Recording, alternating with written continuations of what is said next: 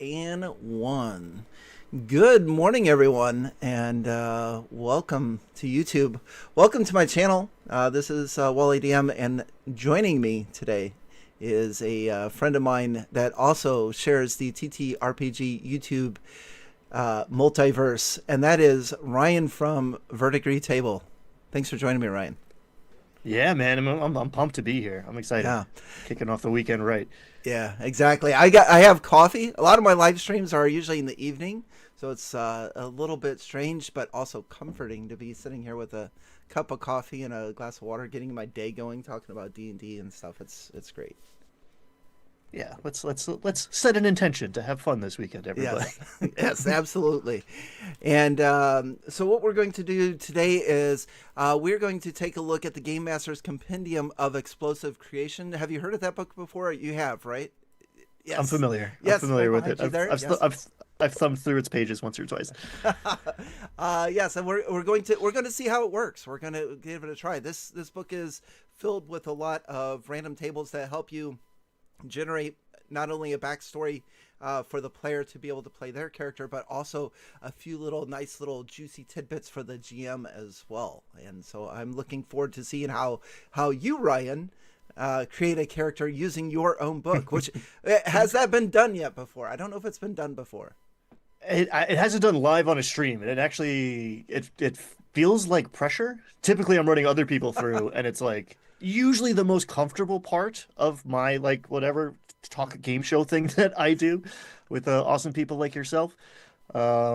But I am prepared for like the other person to break the thing. This feels like I don't know for whatever reason, maybe because it's first thing in the morning. It feels like I got a lot riding on this somehow, but I'm ready. I'm No, ready. no, I'm here for it. no pressure at all. If we need to, we'll back off the caffeine a little bit, take a few deep breaths. We're gonna be good, man. We're gonna be good. It could also be the over caffeination. That's what I'm feeling already. I was just like an hour ago. I woke up and now I'm just like, um, let's do this. I did, before we get started on that. I just a few questions for you. So you mentioned running this as a show on your YouTube channel, which by the way, if you're watching this, all the links are in the description below. If you want to pick up this book, it's on Drive Through RPG. You'll find a link for that. There's also a link to Ryan's YouTube channel. And third, there's also a link to the video that we did together where I was on the creative side of this and Ryan was running me through the process. So that is one of the reasons why I wanted to make this video, was to flip the tables on you. But as far Exact revenge. no, it was a great time. I found out I was a folk hero, but I knew that all along. That was the best part. Um, so with that, tell me a little bit about your show, as about, because you have two of them that you do where you invite a lot of other creators. You've got the Explosive Creation and the D20 Questions. Tell me a little bit about those. Yeah, I started splitting them in half to make things more manageable on the receiving end because I have a great time doing it. So we can talk for 90 minutes, 2 hours, longer sometimes, off camera too. Like, I don't know, I've sat down with people for 3 hours, and it's honestly a lot of it's just an excuse to hang out with people like you. Uh, and I enjoy it greatly. But to make it a little more user friendly on the, audience's side, I have started splitting them into two pieces. The first half is very TTRPG focused, depending on the guest. We have a lot of fellow like dragon dungeon tubers in the mix, people who are very 5e focused, people who are, let's say, 5e averse. We've got people who are, further down like the game master pipeline to like game designers who are working on their own things or contributing to other people's stuff. So it's a pretty good variety, it feels like. The first half, potentially we roll dice to get questions, so there's no script. The person on the other side doesn't know what's coming. I don't know what's coming. I mean, I wrote the questions, but we're only going to see 10, 15, 20% of them, depending on how long we go. And it's a lot of divergent conversation too. So sometimes we don't even touch the cards or we forget what the card said 20 minutes later as we're answering the question. And then the second half, we sit down, use this cool tool. Well, I think it's cool. Use this tool that I made because it's a very collaborative Mm-hmm. thing, and at least the way I like to use it. So the idea of like you're running me through it, and this is my character. It's like true to an idea here, but like I'm sure you're going to be contributing to the creative process when we get into it as well. Mhm. Yeah, exactly. And uh, I did go back and watch a few of your episodes and stuff, and it very much is this. It's a collaborative creation with a player and a game master as you kind of develop that, and like the game master side, I find really interesting because you get aspects of who a potential villain might be, or maybe a location or a certain story element. So I found all of that fascinating, and the book, kudos to you, of course, works very well in that. I mean, you could sit down for an hour, and you could, especially if you like to do your own homebrew campaigns, you gather everybody at the table, you roll dice, you use this book, and before you know it, you've just created the whole backstory for a homebrew adventure. I appreciate you saying that. I mean, I appreciate you having me here. I said that. Oh I yeah, said yeah, that before we started speaking to the world, but like, yeah. man, I just enjoy hanging out. I was pumped that I got to introduce you for Mr. Welch's 50. I Yes. was like, who do I get to talk about? I was like, oh, well, I win. I pulled Wally. Because Yeah. last year he put me under Ryan, which like, Mm. I don't know, probably got me more views in the 3 hour some odd video. And now I'm at the end of the alphabet hanging out with you. I was like, yes, all right, cool. I get to intro Wally. So yeah, always a good time. Always happy to be hanging out in whatever collaborative, creative way we can. Yeah, you did good at that, by the way, too. I was just like, oh, that's awesome, man. Thank you so much. It's like, yeah, that's super cool. So speaking of that, there's been a lot of collaborative. So here we go, wild off the subject here before we get to That's what I'm the here book and for. stuff. A lot of collaborative stuff here recently that you've been a part of, and also a few of them you invited me to, which I can now in person tell you thank you very much for doing that. We've got Dragon Week that we both participated in. Mr. Welch has a 3 hour tour video of dungeon tubers. Is dungeon tubers a new term? I'm hearing that a lot more. I'm hearing that a lot, and I prefer Dragon Tuber Okay, because it okay. just sounds cooler. Dungeon Tuber is like the kind of thing I'm afraid to type into Google. Whereas Dragon Tube is like, Yeah. I don't know, that sounds like maybe it's like a cool water slide or something and not some BDSM thing. So yeah, safe search on. Uh, but yeah, there's been a lot of collaborative stuff with Mr. Welch's stuff with Dragon Week, and then I believe there's another one too that might be coming around. But it's really good to see a lot of folks in the tabletop role playing community getting together and work on things. It's been pretty neat. Yeah, ostensively, it's mandatory, ostensibly, for the video that we did with Mr. Welch, my topic was Lost Mine of Fandelver because it's Mhm. like here's a cool adventure, and partly because I assume everybody has a decent understanding of what that's about.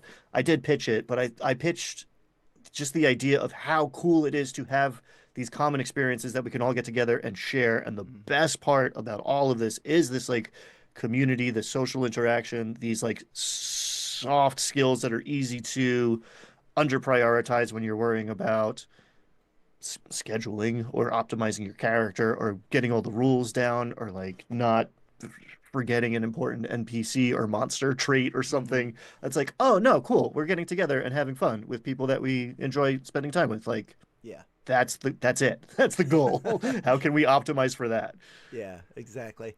Yeah, so speaking of which, I actually was able to run a group through Lost Mine of Fandelver. It was my first time ever, and it's ranks up there with one of my favorite campaigns ever. It's such we didn't play the obelisk part, but we did go through the first part, the I guess it was the 2024 rendition, the remake or whatever, the green slimy looking book that I have.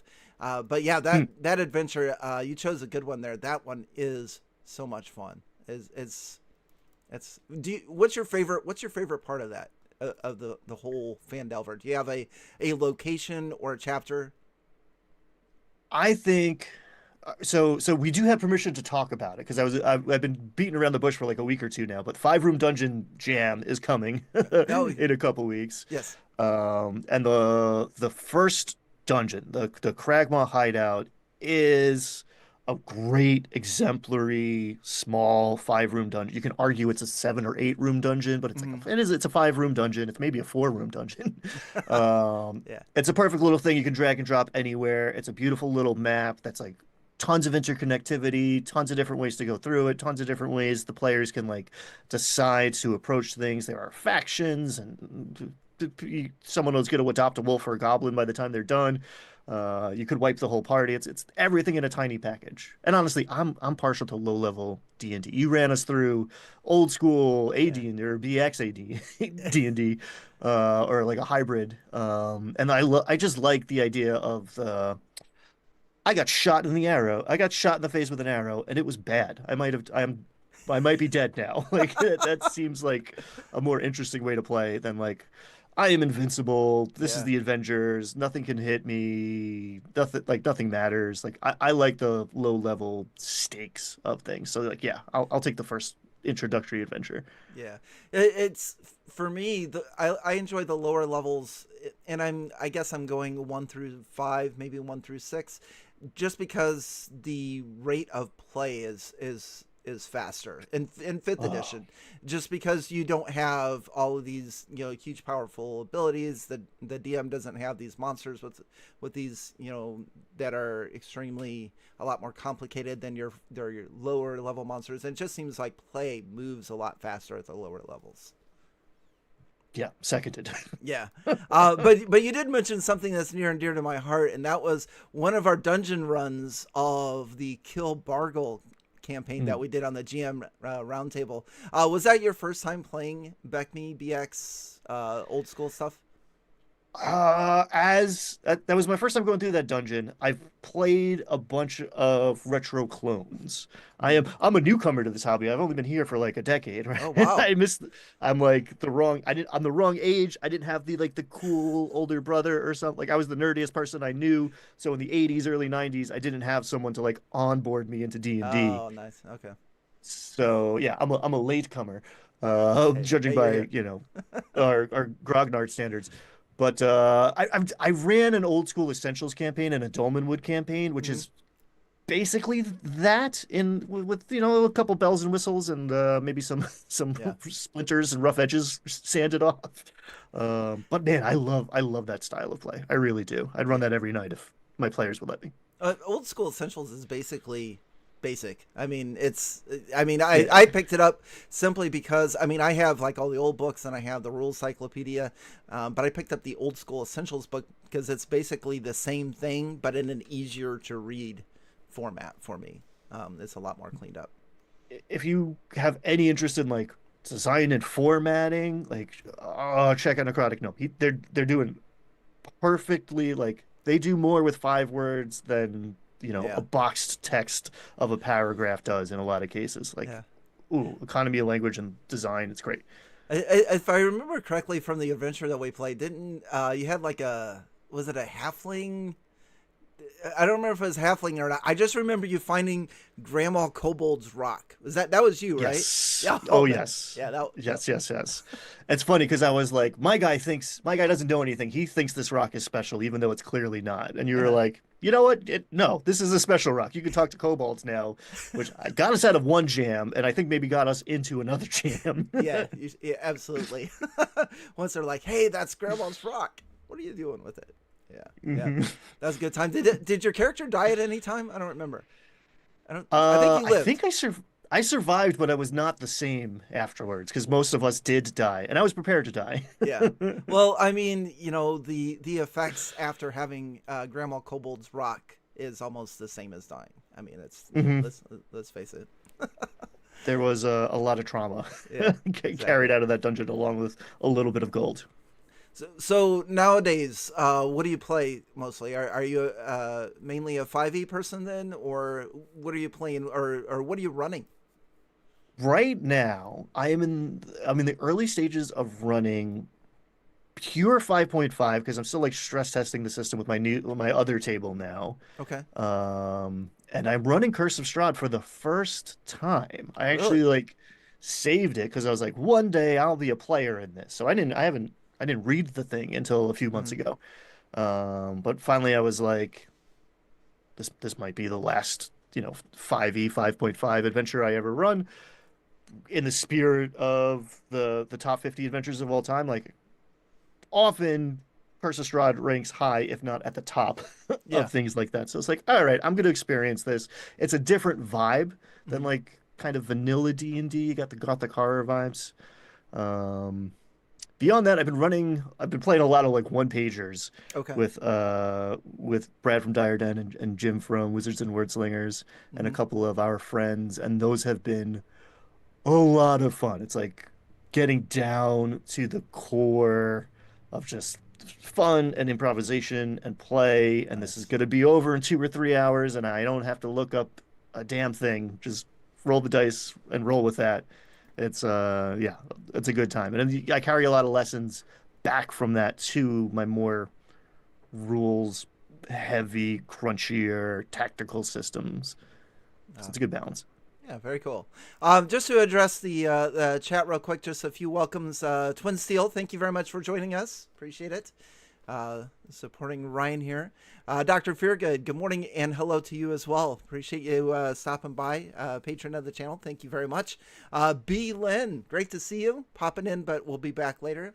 That's fantastic. I always appreciate the replays of the episodes. And the Mighty Glue Stick. Speaking of the Beckme adventure that we Oh, played, there is AJ, one of your fellow players in the Kill Bargle game. Welcome, AJ. hey Thank AJ, you. I am not sorry that I looted your rogue's body and didn't give your magic item to the wizard. I think I stole a shield from. I don't know what he fell in a trap, and I was like, I reach out and grab the shield or the mat. I don't know. He had something. So you looted the body very well. Yeah, fair is Very fair. cool. You're a consummate professional, AJ. Thank you for that. So you're playing Strahd. Have you ever played Waterdeep Dragon Heist or no? No, read through it. Read through it. I'm challenging Um. you to do that. That was mine. Oh That yeah, was that mine was yours. in the top 50 video with Mr. Welch. You did Fandover. I had Dragon Heist. I really like what they let's say attempted to do, right? Like you can Hmm. always quibble about how they execute things Hmm. over there in Seattle, but like the idea, that's the only big book like that that has like a built-in replay value with like the season idea and the Yes. bad guy Hmm. switching out and like this is, let's okay, we did this adventure, but now let's do a Xanathar run, like that's Hmm. such a cool core concept that like I don't really see elsewhere, at least in like, the big shops. Yeah, it's well, again, I mean, if you want to watch why it's my favorite module, you can check out Mr. Welch's channel, where Ryan talks about Fandover and I talk about this, and AJ's on there as well. So all kinds of great people in that. So let's And then there's Fred. and Fred's there as well. Yes, absolutely. What a great group. We got to get you back on the GM roundtable, man. You got to come hang out with us again. Yeah, man, Thursdays are tricky for me, but Are they? Okay, makes sense. yes, things are shifting around, so maybe. Yeah, we're going to be doing. Speaking of AJ, he'll be publishing his superhero TTRPG this year. So we'll be playing a lot of that, and we will also be playing a lot of Shadow Dark. So if you're interested in either one of those, man, I think we're down to once a month right now, just because there's a lot of things going on. But you never know if we'll increase that back up to 2. Don't know yet. But it would be great I to have you am back. Yeah, and I'm deeply looking forward to and had a lot of FOMO because you guys ran through it some Yeah. of the upcoming AJ title. Yeah, yeah. AJ says Super Atomic RPG. Yep, that's There it is. Yep. his superhero game, and it is a lot of fun. Those are some of our wackiest adventures. They're insane. I mean, because you get insane abilities, and it just the play and the limits of there is no limit to the imagination. So we got to get you into a superhero costume. I'm down. I'm All right. down. I'll play Batman or Spider-Man. Yeah, sounds good. So let's talk about the subject today. We've got the Game Master's Compendium of Explosive Creation. Give me a little bit of backstory. Why did you create this? Any details you want to give to us through the creative process and up to it becoming a reality for you? Sure. So I wanted to address a couple things. I was wrestling with this idea. I was hiking with a buddy, and like there was just like some spot. I was like, that's the place where like the orcs come over the hill. And then later there was like a little like perfect like tree stump with mushrooms out of it. I was like something. There's some like fake creature that lives in there. And he's like, man, I wish I was creative like you, like the way you see things. I was just like, everybody's everybody's creative. You just don't think you are because you haven't been, I don't know, using those muscles or encouraged to use those muscles because of we're adults and have jobs and shit and whatever. So I was like, no, I believe that everyone has creativity and I can like jumpstart that. So I didn't want to hand somebody like, here's a book of cool ideas to include in your campaign or a cool campaign. I wanted to be like, here's a million Lego bricks, and the inner child in you is not going to be able to stop themselves from like seeing different ways to arrange them and fill in the blank spots and form connections and just like start coming up with cool ideas. And I'm going to get you excited for running stuff. The other thing I wanted to do was kind of circumvent the, hey, Dungeon Master, here's a 20-page backstory. I have no idea what adventure you're running or if this has anything to do with what you're planning. I'm clearly the most engaged person at your table, but I'm also bringing you like, I don't know, the true heir to the fortune of Undermountain. And it's like, cool, I'm running Curse of Strod, so that's not going to come up at all. So like getting everybody on the same page, like quite literally, where it's like, all right, we're gonna build this together in ways that what your character is creates interesting adventure stuff to happen, and the interesting adventure stuff that's happening means something to your character, so I don't have to drag you kicking and screaming on an adventure. Very cool. Very cool. How long did it take you to put this together? Much longer than I anticipated. When I launched the Kickstarter, I was like, cool, I am almost done. And I was less than halfway done, even though I was halfway done with the content of the book. Mm-hmm. The thing is, each page, I forget the number off the top of my head now, it's like 156. There's 156 like concepts, ideas, like little like seeds for inspiration. Mm-hmm. And I foolishly thought that I would get better and better at doing the thing because that's how a lot of stuff in life works. Mm-hmm.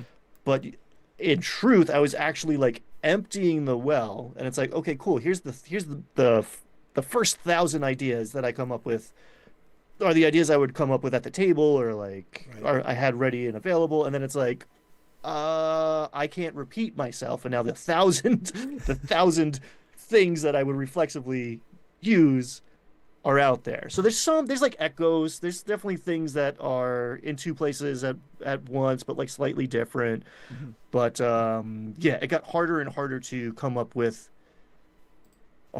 original ideas. I don't know if anything's original in there, but like to not repeat myself. Let's put it that way. Yeah. Well, I mean, there's going to be some overlap, of course. I mean, there's, as we go through this, and as everyone will see, I mean, there is a ton of different ideas. I mean, as far as your background types, I mean, how many are there? I mean, it looks like 30, just if I were to guess, like looking at it right off.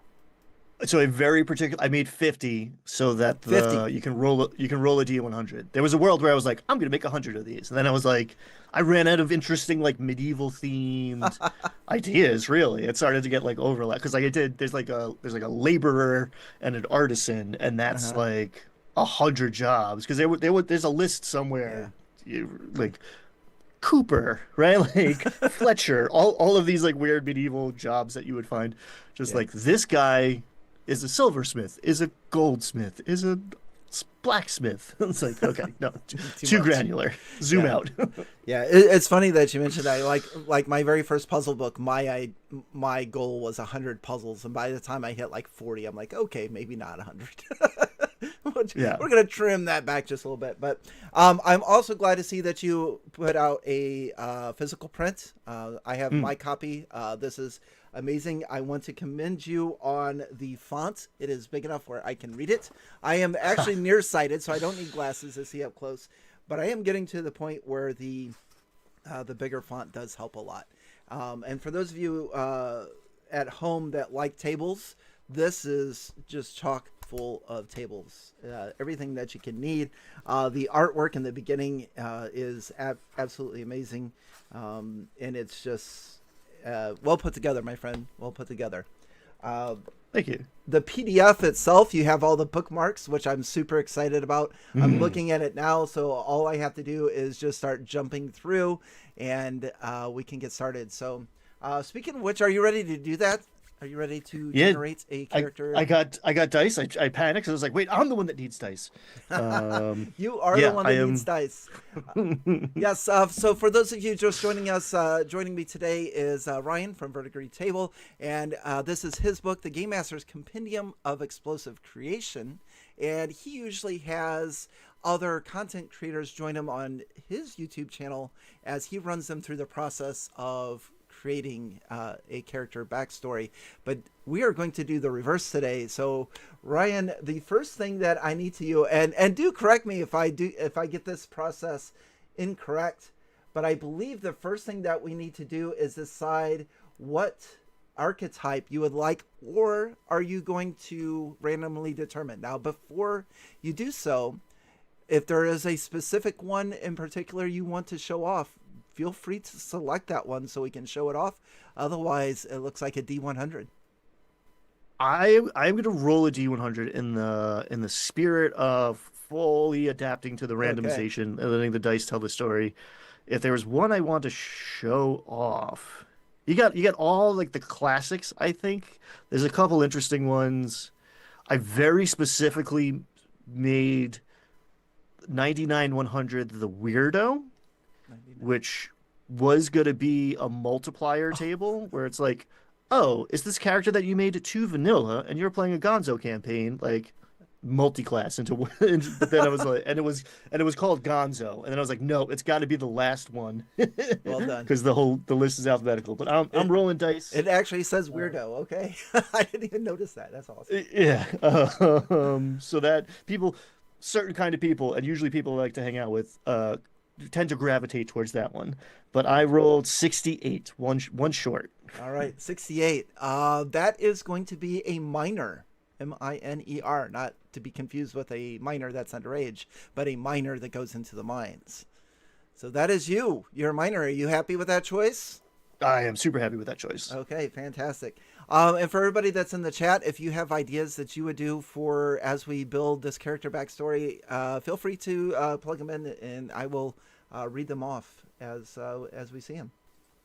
So look at that. That bookmark takes us right to minor. So now on your channel, you offer to roll all the dice at once, but I'm going to go one at a time on you. I'm going to slow roll this. Yeah, sure.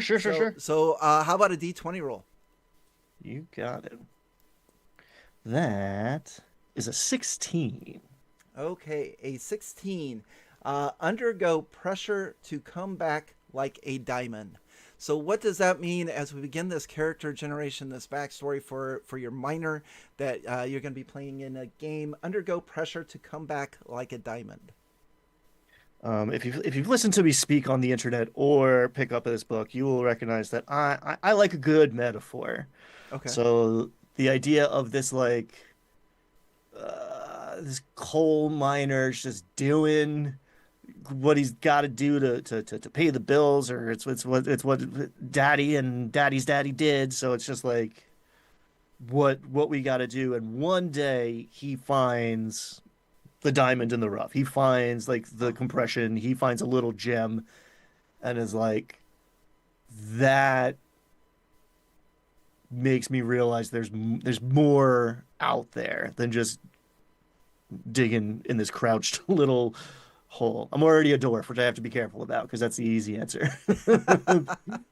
But yeah, yes, awesome. Yeah, I wanna get out of the mine and like get some more facets for myself. Now, is this a diamond mine or is it yet to be determined what type of mine that our miner is TBD, and mining? it might come out in the Okay. I went straight like just coal, very like bare bones basic. Like I do like being like the human fighter, just like the boring vanilla guy Mm. in a world of weirdos and magic and mysticism. Like, oh yeah, I'm riding next to some like weird devil guy. Like that allows me to experience wonder and be curious about the world versus like I'm this heroic figure. It's like I'm just some schlub. Like what the heck is going on here? DM, can I roll dice and find out stuff? Like Yeah. Yeah. Very cool. that's usually my vibe.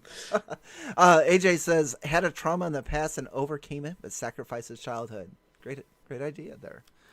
The children yearn for the mines. Yes. Very cool. Next up, we have a D12 roll. D12. Everybody's favorite. That is a 6. All right, a 6.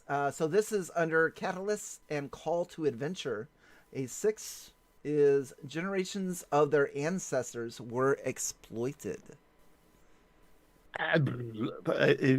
Perfect. That ties in kind of to what I was saying and what AJ's talking about. Just this idea of like,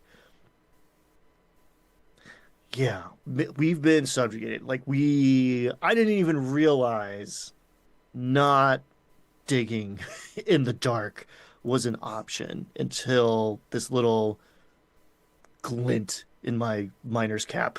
Mhm. I'm sure there's a name for that helmet lantern thing. Yeah, it's called it's like- helmet it's a- lantern thing. Thank you, sir. Miner's hat, maybe. Miner's hat. Miner's hat. Miner's hat. Here, let me just cast continual light on there. There you go. Exactly. Yeah, just a candle with like a little like tin reflector on it. We're not worried about flammability because we're dumb. But yeah, there's this little glint set off this like cascading realization of like there's more world out there, and like maybe I don't know if we're like forced to be down there or just like coerced, Mhm. right? Like if we're some sort of like slave labor force, that gets you into tricky territory Mhm. fairly quickly, but like something like that where I come home and like barely have a piece of coal to warm my hovel, right? But somebody's getting pretty well paid off the back of mine and like all of my ancestors' labor. Yeah. It's funny that kind of thinking about this because my mom's side in real life, my grandfather came over from Italy. And through a lot of the 1920s, when they were coming over, immigrating over, they worked around here in mining. And so when I think about this, it doesn't actually even have to be slave labor. I just think of the labor conditions of the United States in the early 1900s. I remember going through my grandmother's old newspaper articles and seeing, I think it was like one in particular of what would have been my great grandfather that died in a mining accident. Just mines collapse and stuff. So I mean, you could also go something like where you're not actually slave labor. I mean, this is kind of just everything. This is how it is. You go to work, but the working conditions and the hours that you work are less than ideal. But it's what you have to do to be able to bring home a couple silver or a couple copper pieces at the end of the day to feed the family. Yeah, I do like a little undertone of like desperation in Yeah. my adventurer. Just like, okay, why am I risking my life? Man's got to eat. Mm-hmm. Beats dying in a mine. Like, all right, I'll die. I'll go out swinging a sword instead of a pickaxe. Let's go. Yeah. Doomed either way. Also, fun fact: people like your grandpa are the reason that West Virginia, of all places, is famous for their pizza rolls. Oh, really? All right. Yeah, Let's just- Italian immigrants in Appalachia. I mean, that's about the details I know. But All righty yeah, then. people think of Appalachia as a pretty like homogenous place Uh-huh. today, but like a lot, it was just pockets of immigrant communities. So like Scotch Irish, Oh, cool. which I am some of those, and Italian, and there were pockets of whatever, African Americans and Jewish folks, and yeah, Wow. everybody was there. They just didn't necessarily stay there. Interesting. And Very cool. yeah, also the heart of capitalism and exploitation and the labor movement. Cheers. AJ's throwing out an idea there. Your mother was a Darrow enslaved by the Drow. She escaped to a gray draft settlement and lived as an outcast, drying hairless ox dung and selling it as fuel. Alrighty. I'm going to adopt all of that except the I need ox hair. Yeah, ox hair is less than ideal, I think. Drying hairless ox. Just kidding. I feel like, but yeah, I mean this slots really well into to Greenwood, Forgotten Realms territory of just like yeah, Underdark vibes for sure. The Drow pretty much got everybody. I like Nifflin, which I'm never comfortable saying out loud. Yeah, that's a hard one to say. That's a hard one. Nifflin. I never say it the same. I kind of hedge my bets Yeah. when I pronounce it, because I'm like partial to gnomes. I don't know, and like all right, they're evil gnomes.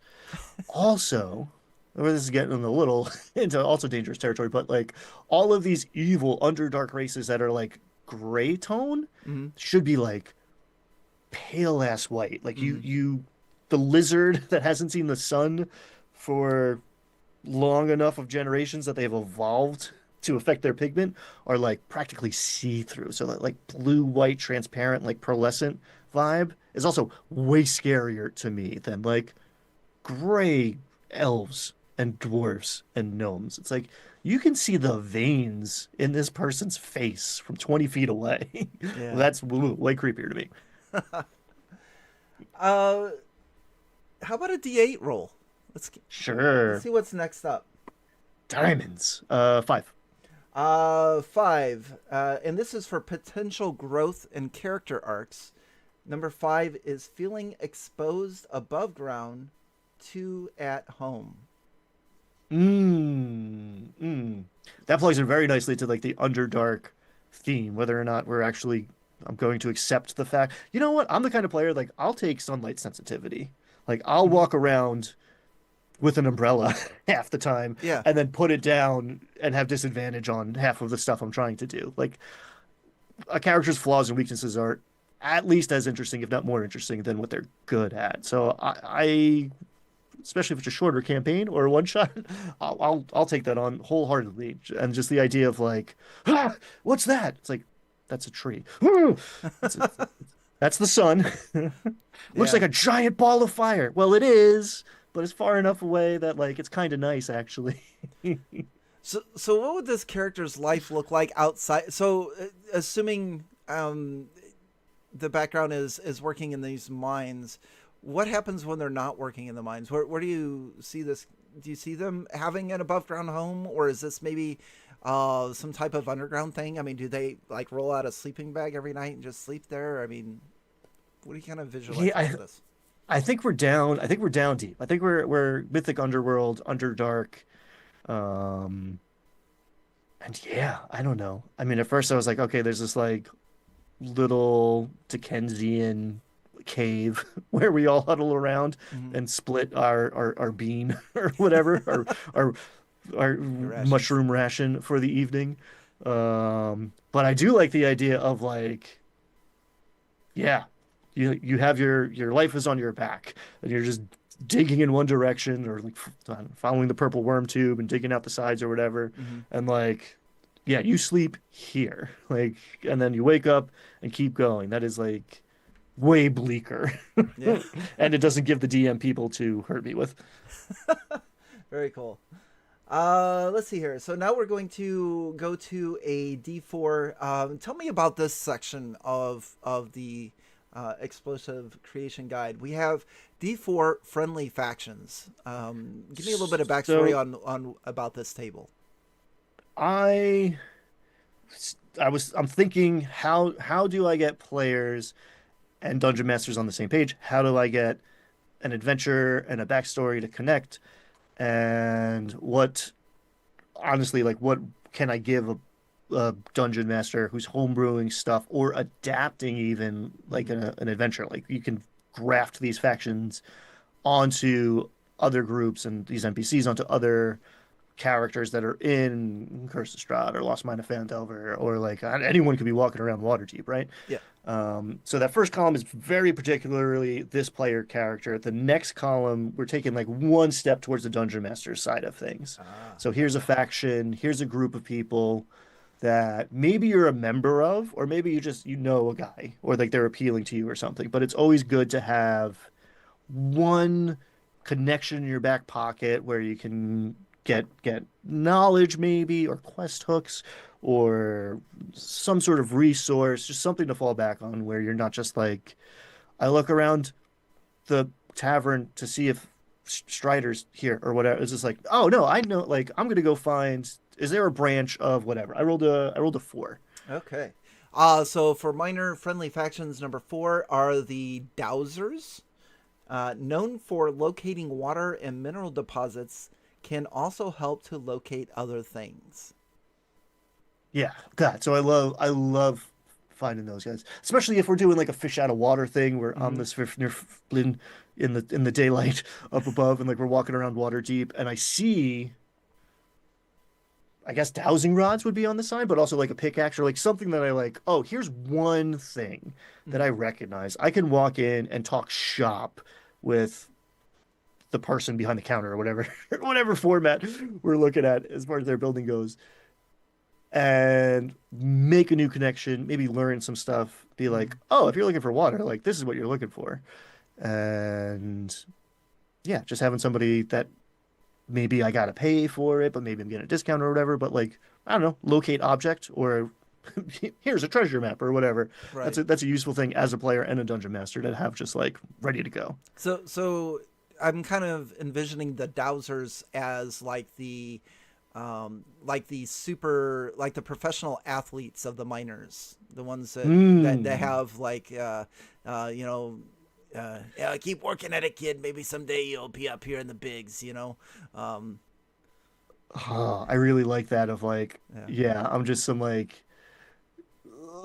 whatever scrub and I'm like enamored like whoa I'm looking around at that Oh, like the pickaxe technology and yeah. just like the whatever. Innovators in the business and stuff.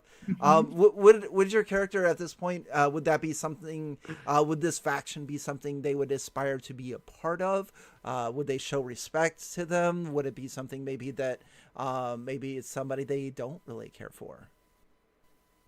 No, I think maybe I'm striving to be a part of them. I think at first, like first pass, it's not even going to cross my mind that I could, Oh, especially if we're doing, if these are the dwarves and I'm the deep gnome, like an acceptance story or whatever. The evil Underdark race is not going to be allowed in the cool guy club, mhm. the lawful good alignment people.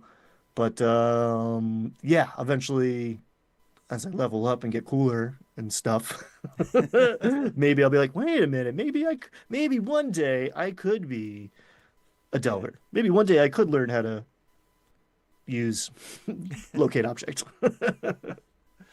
very cool.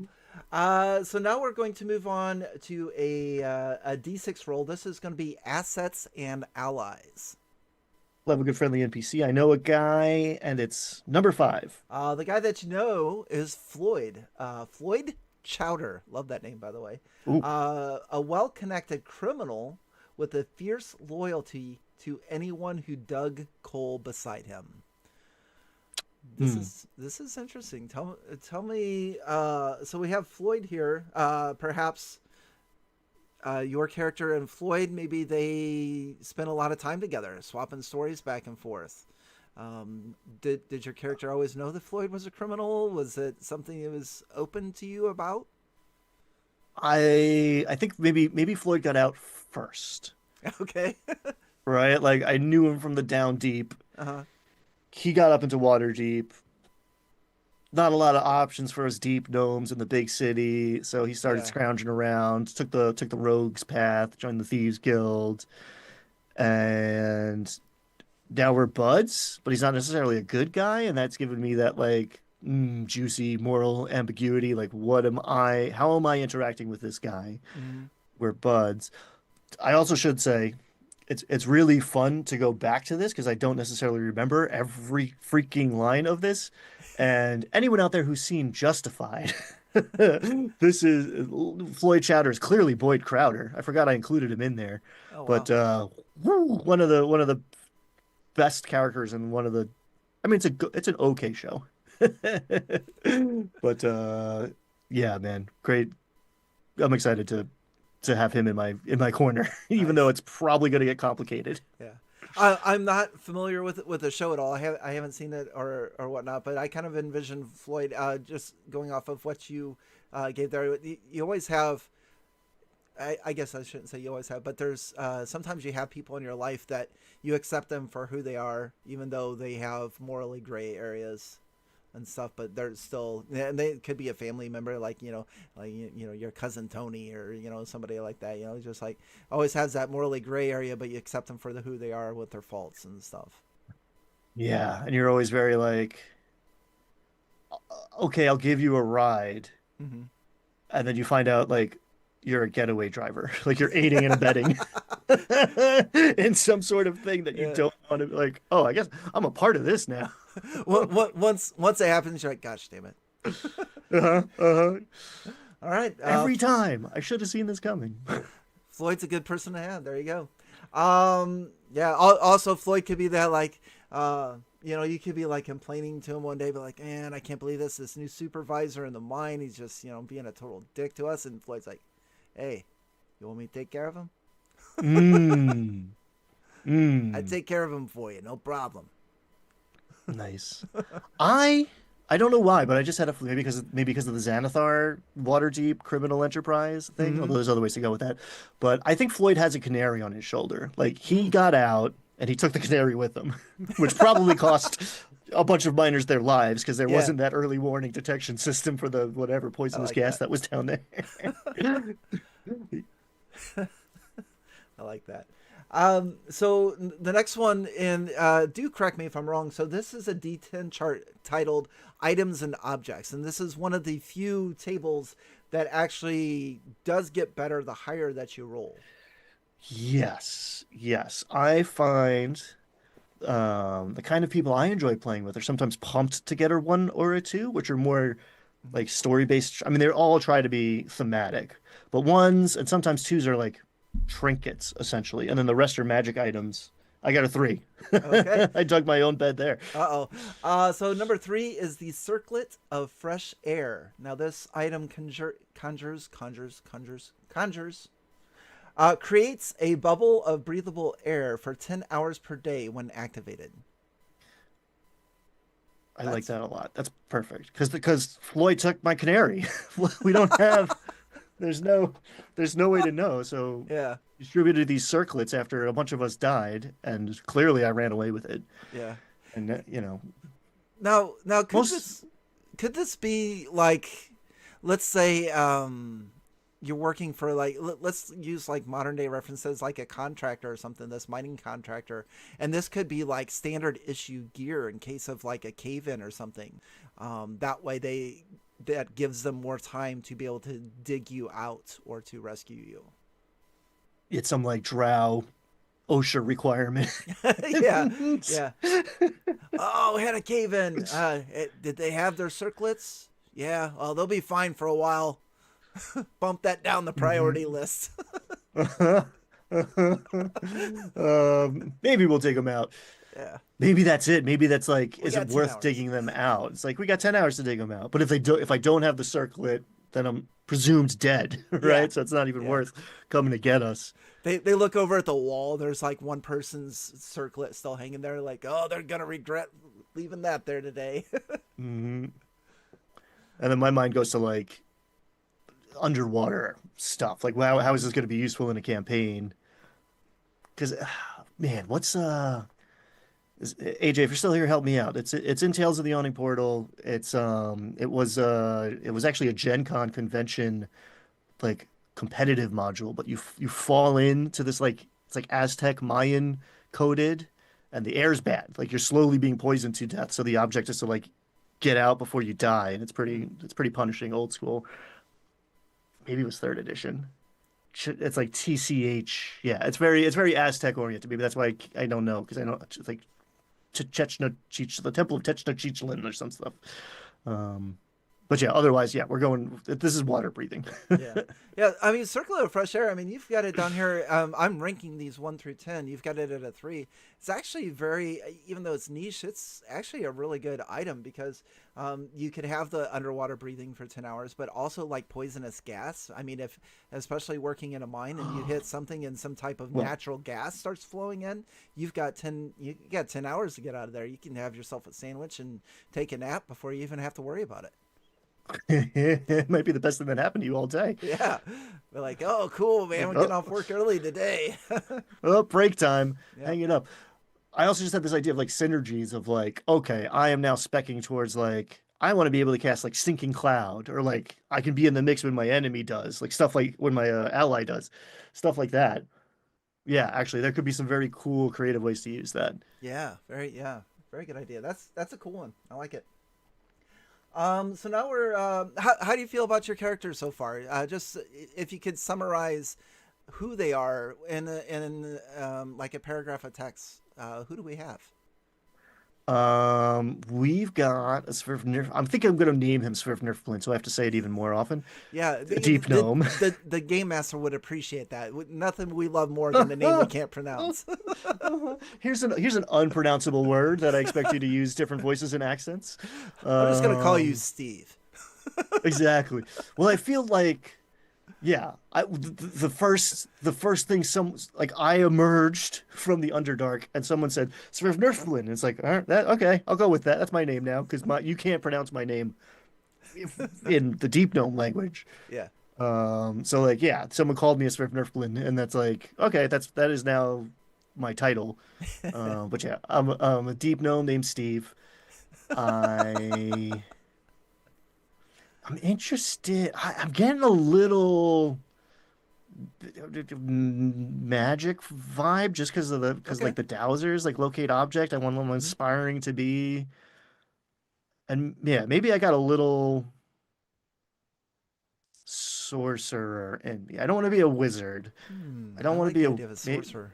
Yeah. right. Maybe I'm a warlock. I made a deal with somebody to get out, but I think just like there's just innately magic in me somehow. Maybe I Mm. was exposed. I mean, it's the Underdark. I hit some weird abyssal gateway or whatever. Yeah. Daddy, mom met a dragon who's delivering mail or the milk. However sorcerers get made. I got a little innate magic. Uh-huh. Maybe it's wild, which is a terrible thing to have in a mind, but I mean, as you can tell, I love randomized results. I'll Yeah. roll on Yeah. tables all the time. I love a good roll to cast system. Yeah. It could be some Um, type of. I mean, it doesn't have to be an established sorcerer subclass. I mean, it could be some type of underground like thing. Maybe some even like maybe like an earth elemental or mm, what's the ones that dig through walls? Umber Hulk, like some type of hmm an Umber Hulk type of a sorcerer or whatever. But I love the idea of maybe like one day there's a tragedy in the mine or whatever, and that's where because one of my sorcerers are my favorite class to play. I'll just lay Oh, that out front. Um, nice. but I kind of I feel like your magic may it could just like ignite or whatever. You become aware of it, something happens, and then boom. Yeah, and that like that cave in is clearly a great moment for that, a great Yeah. catalyst of like, and maybe that's how I saw the sparkly thing. Mm, And any sparkly thing in D&D is potentially magical, and maybe that's like we love the sparklies. love the sparklies. Yeah. The roof caves in. I got my bubble, so I'm not dead instantly, but I'm pretty sure I'm not going to make it. I find this sparkly thing that's been exposed by this, you know, cave in rock slide. Mm-hmm. It infuses me with I don't know. Maybe it's a compressed Umber Hulk, right? Like maybe it's Yeah. like archaeological layer of like Umber Hulk. It's like limestone but made of Umber Hulk. I Oh, don't know. that'd be cool. It's like their carapace. Yeah. And yeah, all of a sudden this tiny little schlub has the ability to mold earth, right? Not like a Mhm. super powerful, it's a cantrip, but like, woo boy, if you're in a cave, and Yeah, that's a very useful skill to very have useful. available to you. Yeah, very cool. I like it. Like it. So now we're going to switch over to some tables that are going to help the dungeon master, the game master, help integrate your character into the story, or for the two of you to work on integrating your character into the world itself. And so we're going to have 4d6 rolls, but I'm going to have you roll a d6 at a time because we're going to slow roll this. So the first d6 that I'd like for you to roll is going to be our I suck at pronouncing words today. Antagonist. Thank you. Thank you. Antagonistic. An antagonistic organization. The bad guys. Possible The bad bad guys. guys. Yes. Okay. The jerk faction. I got a 3. Antagonistic organizations. There, I said it. 3. A 3. Earth Shakers. Sneak Whoa. into tunnels and miners to worship their odd subterranean fungal deity. Love a good mushroom vibe. Maybe like we fell into their temple, right? Like Mm, maybe, yeah, this is how I get infused with some sort of earthbender magic yeah. sorcery vibes. I literally fall out of the ceiling and onto their magic item, reliquary, whatever the weird stone that they worship is. That uh it's interesting. Earth plane always gives me like stone and gems, but there's also like fertile soil. It's Mm-hmm. not, it's kind of there. So this idea of like these guys worship mushrooms. How you growing them down there? They don't need sunlight, but they do need some sort of nutritional value Yeah. from something. So like here's this rock that they've been using to like make this potentially sinister mushroom garden temple flourish, and I have accidentally swallowed it. Like the most ridiculous. I felt, and now I'm a sorcerer, and they're mad at me. I could see you either like digging or something, and either the rocks fall or you fall, and they have like this partitioned off area, like a do not walk on grass type of a thing where all their fungal Mm. mushrooms grow, that Mm. that they're doing that, and you just like land right into the middle of it while they're all like doing this praying to their deity thing with this little fungal garden, and you just smash into it Oh man, because I mushrooms love are it. squishy, man. It won't take much. And that's like why I survived. It's like it broke my fall, Yeah, but it could be like one big mushroom that it just and you're just a gnome anyway, so I mean it could mm, just like slowly just it just deflates there. Like it clearly has some unpronounceable proper name. oh, Mikonoid the Great, whatever. Like, it's just uh, like it's like I'm your god now, and I cast Shape Earth and run away or something. oh, I love it. That's fun. That's fun. Another D6 roll, please. 2. All right. Rivals and enemies. And for this, we have the Digger Bravies, miner turned criminal who has tunneled into several vaults and graves. Would this involve Floyd at all? Oh, that's exactly where my mind went. Floyd works for this guy, with this Okay. guy, and I'm trying to like extract him, but they're partners. And like it's always the difference between a friendly NPC and evil or whatever antagonistic NPC is really in the player's hands more than the dungeon master's hands. There's been so many times where I'm Yeah. like, "Here I am, your future ally and quest giver," and they're like, I don't trust this guy. Let's get Yeah. him." Whatever. This is like I don't know what I just did to project that to you, but Mhm. it was Ryan, not Barnabas the scribe or whatever, who was supposed to Yeah. carry this campaign on his back for the next 4 sessions, and you hate him. Oops. So yeah, I could like there's a chance we end up in a heist with this guy, and maybe he Okay. double crosses us even, right? Hmm. Like that Yeah. opening of Batman where the Joker just like kills everybody that's helping him rob the bank If you're gonna one by go, one. go with Like, a smile. Yeah. Oh uh-huh. yeah. Oh yeah, I could definitely see that. I mean, yeah, that's probably something. But like, hey, Floyd comes back. You haven't seen him for quite a while. And be like, hey, I got a job. Let's go. Join me on this. And that's where he introduces you to Digger. Yeah, this is. Oh, and I love the like we're about to like infiltrate what's a masked lord's fault or whatever. Or, we're going after the dragon. We're doing dragon heist now at this point, right? But Yeah. like we're about to like pull the cord, start the thing, maybe even roll for initiative for like the skill challenge side of it. And it's like, oh, who's this guy? It's like, oh, he's the criminal mastermind who set this all up, who you Yeah. are working for. It's like, why am I meeting him now? Oh God, what's happening? A little bit of a like a Ocean's 11 vibe or something or Hmm. Mission Impossible. Like, yeah, hey, can we trust your friend? Yeah, you can trust Steve. Steve's good. You should see what he did to those mushroom worshippers, man. He's on our side. I love it. It's also, yeah, it's given a little like Bilbo Baggins. Like God was like, Uh, this is the best thief in the party. And Bilbo's like, what? oh shoot, I love it. I love this character. This is fun. How about another D6 roll? We're gonna go with evocative location. Skadoosh. Another three. Another 3. This is the pock-marked hills. Excavations left the landscape covered in caves where monsters now live. Mm. How do you intertwine this?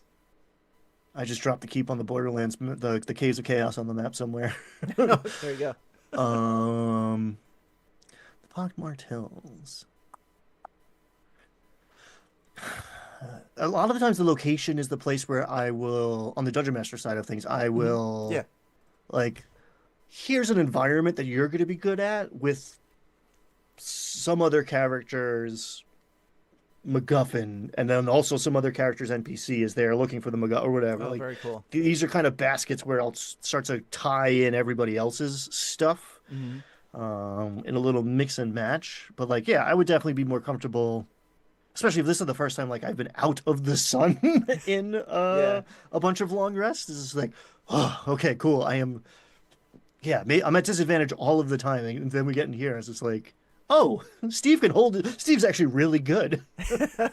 I mean, this could be your first mission with the Earth Shakers. I mean, maybe this is a location that you have to go. This is the job, So, but yeah, I like the idea of creating this maybe a one-on-one with a game master, but then using a lot of these and intertwining them with the other player characters. I think that's a splendid idea. So this I could definitely see the Pockmarked Hills being maybe a location that everybody has a reason to going there for, or maybe it's more intertwined with a different person, but this is something that your character is really good at. That's a cool idea. Yeah, because theoretically you have 3, 4 other player characters. Mm-hmm. Yeah. I'm not one. I know other people run this way.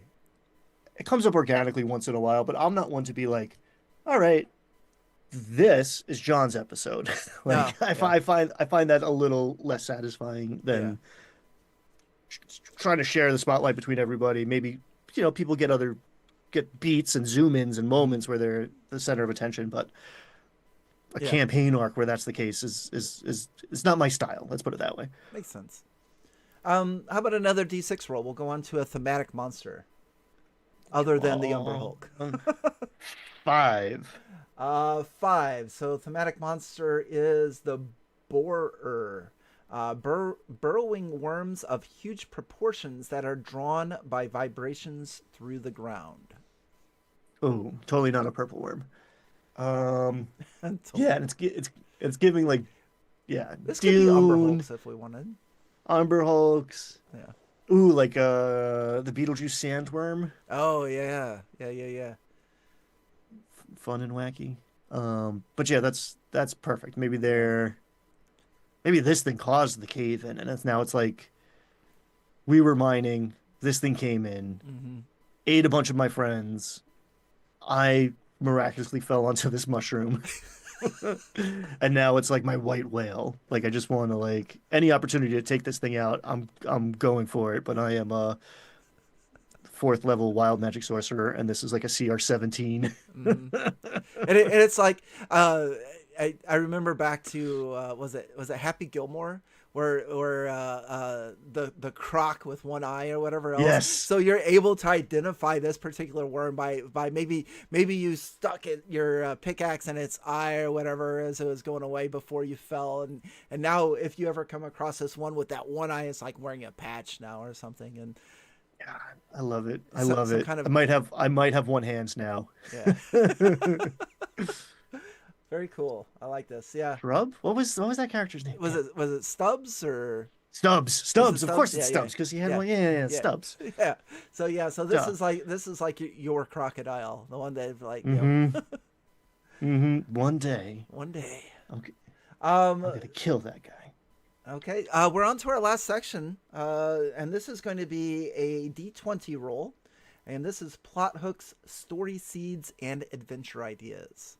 And again, we are on the game master side of character creation. Some ideas for the game master.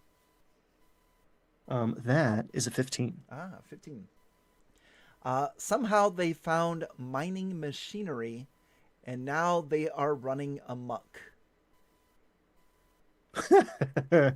I mean, I instantly go to like goblins because there aren't gremlins in D&D, but like I'm seeing the 80s, Gizmo gremlins here. Like, how did these guys get some sort of like, war machine, bulldozer, steampunk fantasy version of mining equipment, or just like a warforged maybe, right? Yeah. Right? It's just some like robotic dude with shovel hands. But yeah, I really like, especially in like maybe it's in the midst of the heist too, like the other crew. Yeah, maybe it's like there's some adventures that have like rival NPC parties. Maybe this is like the rival to your character, whatever organization they're either A, working for, or B, attached themselves to. So like if you're still in the a member of this mining community, maybe the your supervisor and higher ups are trying to get to an item.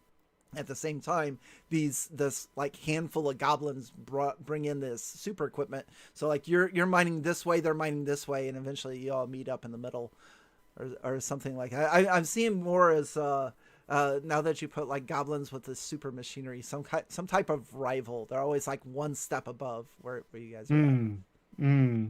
I love, oh God, I love that. They're one step ahead and like they're idiots. So what does that make us, right? Like, Yeah. because it's fun to compete with the criminal mastermind, the unobtainable party that's always like 4 levels ahead of you. It's like these things are CR 1/2 and 1/4, and they are kicking our butts. Come on, guys, let's get it together here. I love it. So that's we've just created a not only a backstory for a potential character, but also a lot of different story elements for the game master that they could put into if you're home brewing. I find this best for home brewing. I mean, it could work for published adventures as well, but man, if you all just want to get together and just tell a fresh story that just comes naturally, I guess, or randomly naturally. I think this is just splendid. So summarize for me before we get out of here. Who is Steve? Who's your characters? Nifflin, the deep gnome, wild magic sorcerer, is out in the daylight. I would be. Yeah, so I'm infused with this like, I don't know, maybe it was an Umber Hulk egg. Do they lay eggs? I don't know. But I found I stumbled upon literally this thing that infused me with magical powers that are maybe making me roll on the wild magic table when I am in daylight. Ooh, Right? Maybe that's my sunlight sensitivity that. thing of Yeah. like I'll cast a spell, but like it might be fireball and it might be on me, like whatever. And I'm just trying to make my way in the world. I find some pretty impressive. The Dowsers are doing things with mining that I never even dreamed of. And maybe they put me on. They might actually put me on like the track of my buddy. And I don't know it's Floyd who's been, using mining for evil and heisting all these whatever jewels, magic items, Mhm. the scourge underneath Waterdeep. Maybe stealing stuff. Maybe they're afraid he's just gonna hit under mountain Yeah. and piss off Yeah. the mad mage and all sorts of Oh. other terrible things might Hmm. happen. So we go to stop them. Smash cut to Floyd. That's if I'm the dungeon master, that's where I end that session where it's like, oh, hey, Steve, what's up, man? And now we're working with them against these goblins who I just are my favorite aspect of this somehow now. Um, yeah, and if we hit poisonous gas or we hit water, I'm good. Yeah. I got my little bubble. Hmm. And yeah, my gears are turning. I'm excited to I want to like go write this adventure Yeah. now. And this is exactly what you envision for this book to be able to do is you roll a few dice, you take each one line by line, kind of put a little bit of thought into it. And by the end you've got something that is unique and fun and interesting, and you want to build on it. At least that's what I found playing around with it. It's really cool. I mean, love to hear it. That was the goal. That's what I wanted to make. I mean, Hmm. for me, but for everybody else too, I wanted to make sure it's hard to know if it's going to translate or not. But I'm a sucker for this like emergent style of storytelling and play. Yeah. If I sit down with zero prep, I'm going to run a good session. It's just going to be the same session that I always run. Yeah. Yeah. I'm just going to fall back onto my classic hits or whatever. So something like Hmm. this that makes me stretch, that ends up like I would have never rolled like a wild magic or an earth coated deep gnome sorcerer with sunlight sensitivity out It's in Waterdeep yeah. is not necessarily what I would have ended up with had I just opened up whatever Yeah. D&D Beyond character creation. Yeah, this book definitely expands on it, it takes your imagination to the next level for sure. And I think what's great about it is you have 50 different archetypes. I mean, there's like endless possibilities for the miner. And then Hmm. you've got 49 other archetypes with so many possibilities that, I mean, lots of replay value in character creation for this. So, what did you think? The first video coming out of you actually being on the receiving end of the character building. Well, again, I appreciate the opportunity. Mhm. Don't sell you brought some cool ideas to the table too. Don't sell yourself short here. And yeah, I mean, you did a masterful job holding up your end of it. Like you ran the tables perfectly. And Well, yes, you said a good pace too. Pacing is always a tricky part. yeah, yeah. That's one of the best things to have in life and as a game master for sure.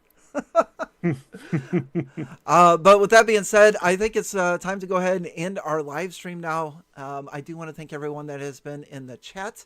And I want to thank Ryan for joining us today to actually be creating his own character backstory with his very own book, the Game Master's Compendium of Explosive Creation. You can find links to Ryan's channel in the description, along with the video that you posted of Wally DM as a folk hero, which I knew that going into it, but it's nice to have it verified. And also, if you'd like to pick up the PDF or the hardcover book, links to those are in the description as well. But of course, before we get out of here, Ryan, where can folks find you? I'm at the Verdigris table, R.Doyle, RDOTDOYLE, all over the internet, but mostly on YouTube. This is on DriveThruRPG as well as some other stuff, DM's Guild, Patreon, all the usual places. Yeah, and hopefully maybe on another future Game Master Roundtable with myself, AJ, and Fred and company. Oh, for sure, always a blast, always Yeah, a blast. Yeah, looking forward to it. awesome. All right, thanks for watching, everybody. On to the next.